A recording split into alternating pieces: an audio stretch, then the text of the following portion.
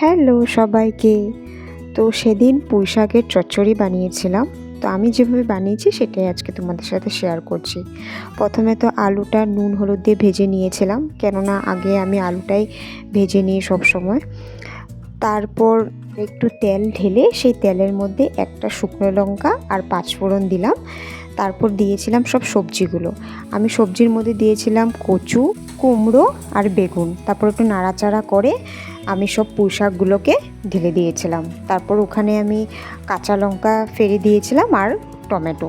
তারপর অল্প নুন দিয়ে হলুদ দিয়ে সেটাকে নাড়াচাড়া করে তারপর ঢেকে রেখেছিলাম পুরো বয়েল হওয়ার জন্য।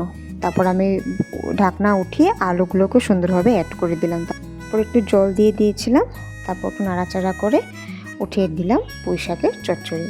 তো কেমন লেগেছে তোমাদের জানিও। আজকের মতো আসছি, তোমরা সবাই খুব ভালো থেকো, সুস্থ থেকো।